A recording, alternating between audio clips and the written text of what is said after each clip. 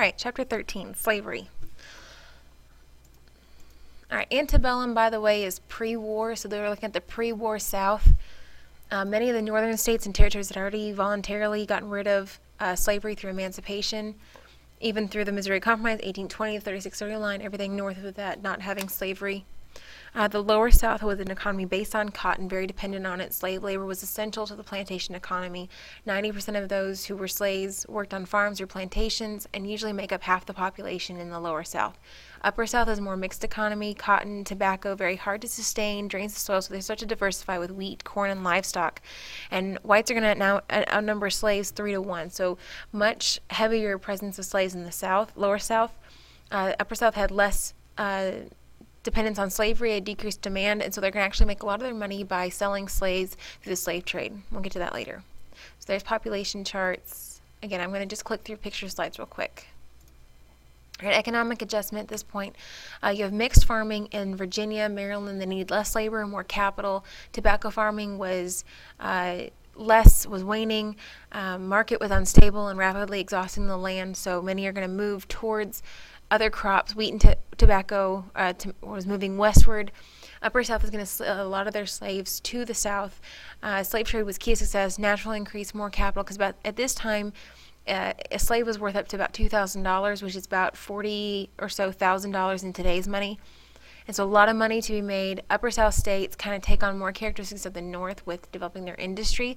So their regional alliances begin to kind of become a gray area because they can associate with the industry economy of the North, yet they're still pro-slavery states in the South.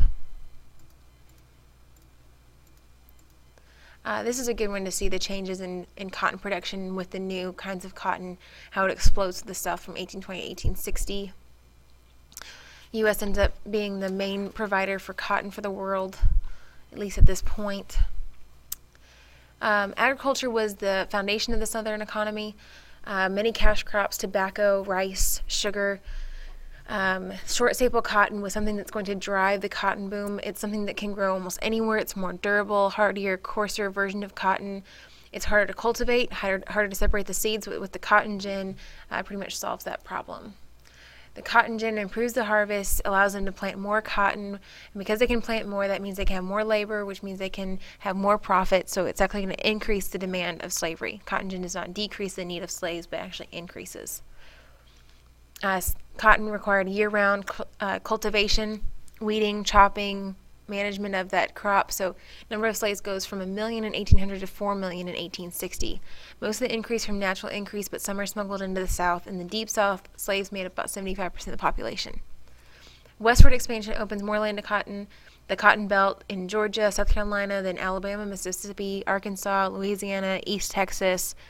Large planters can dominate because they can afford cotton gins, and they produce about 75% of the world's cotton, which is great for Great Britain because it supports their textile boom. They were relied heavily on southern cotton at this point. About a fifth of the British population made their living in the cotton textile industry. 3/4 of the British cotton came from the American South, so we are a major export or part of that industry. Wealth and slavery pretty much defines your wealth was in how many acres and slaves you owned. The peculiar institution being slavery. Southern whites were sensitive to the fact that slaves were humans, and their uneasiness with the fact was outweighed by the fact they were making so much profit. So their justification was economic necessity, used religious and historical arguments, even made up scientific evidence for why slavery was good and right. Most people saw the Southern culture as underdeveloped because they weren't focused on education and the reforms that we saw after the Second Great Awakening at the North. They're not as focused on that because they're focused more on slavery and their economy and making a profit and agriculture rather than the education and the different reforms of the North. Slave auctions. Like I said, wealth is a big defining factor and basically kind of creates a caste system. Those big farmers or those big planters being the ones that have the most wealth and have access to wealth. Southern whites have a very rigid hierarchy among themselves, disadvantage racial ancestry. You have the ones that are the big planters being involved in politics. Most are self-made, some start as lawyers. If you're wealthy, you had at least 50 slaves, usually 1,000 or more acres. and they are pretty much going to dominate and control the South. Only about 1,700 families actually owned more than 100 slaves in 1850, and they pretty much rule that region of the U.S.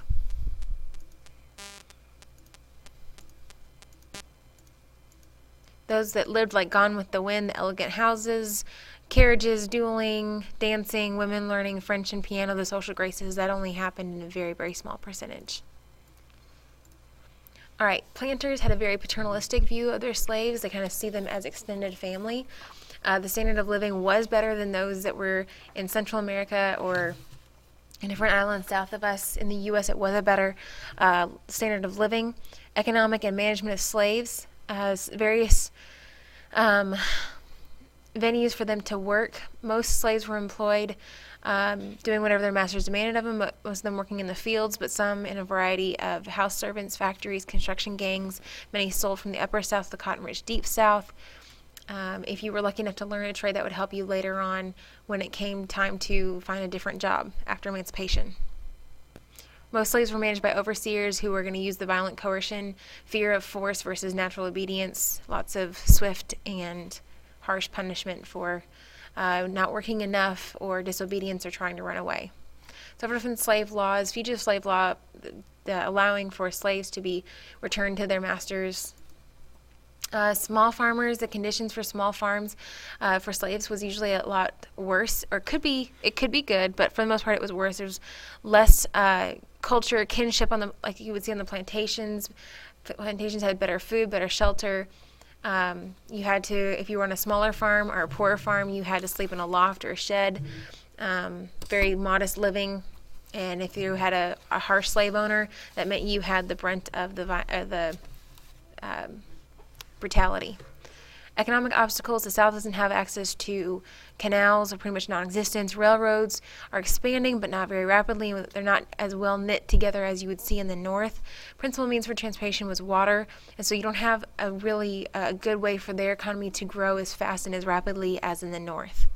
Small farmers resent the large farmers and have very limited economic opportunity. They want to be those that are the cotton snobs, the large planters, but they don't respond to abolition because it does protect their way of life. They see emancipation as competition for land and jobs. And so even though they don't have slaves, these whites are very racist and think that no matter how poor or how bad off my life gets, I am still above a slave in social status. So they will support slavery for that. Defense of slavery, abolition was seen as as a fearful thing. It was growing and becoming more popular. And so slavery was defended as a positive good.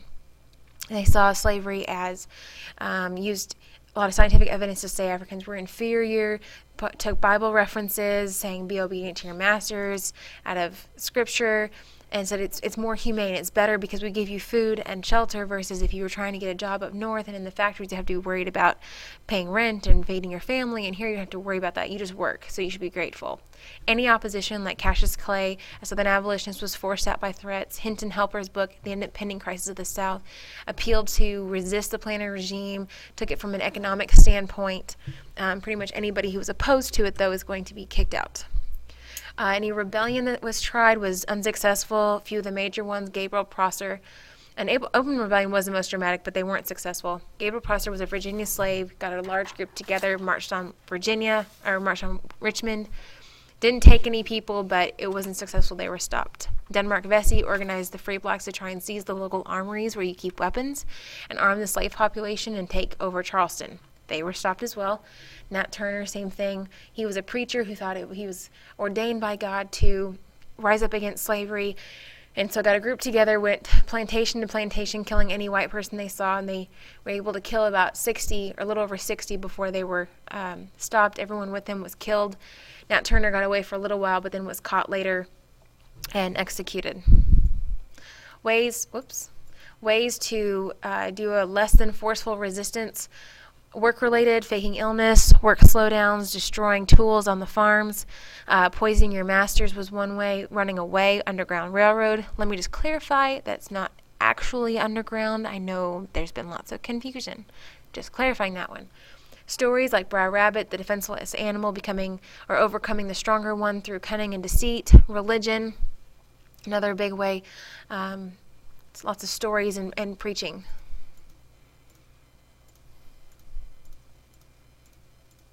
All right, there was about 4 million in bondage, 500,000 were free but still severely restricted.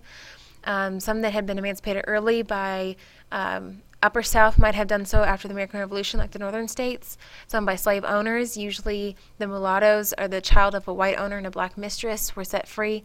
Some by purchasing their own freedom. If a slave could save money, he could buy himself, so to speak, and thereby free himself if they had any wages for extra work, and that was a very rare occurrence. Those in the North do experience a lot of prejudice. Even the Irish dislike them. A lot of racism. There's excluding from schools, post office jobs, militia. Can't get a passport. You had to have papers or registration to make sure that you were someone that was free, not escaped. But they did try to help coordinate Underground Railroad. Harriet Tubman made 19 trips to get over 300 slaves. There were journals, books that were written. Uncle Tom's Cabin, written by Harriet Beecher Stowe, moved an entire generation of Northerners as well as Europeans to regard slavery as cruel and inhumane, and she was quite influential. Impending Crisis of the South, we went over that one on the economic standpoint, using statistics to demonstrate that it had a negative impact on the economy rather than a positive. Religion, most were Christian by 19th century, had developed their own version of Christianity, sometimes using voodoo, other religious traditions from Africa. And a lot of the whites were fearful of this, so it led to underground preaching, spoke directly of the plight of slavery, like the Pharaoh in Egypt and the slaves. Families, the family culture, a lot of times could be broken up by death or sale. And so a lot of time extended families would provide support. If family was broken, they would just adopt whoever was there and basically say, okay, you're now part of our family, and make sure that there was a lot of strength and cohesion among whoever was there. That's why on the larger plantations, it was a much stronger sense of community and family. Okay, that is everything. If you need anything else, look to the lecture guides that are on the lecture guide part of the website, and good luck on the test.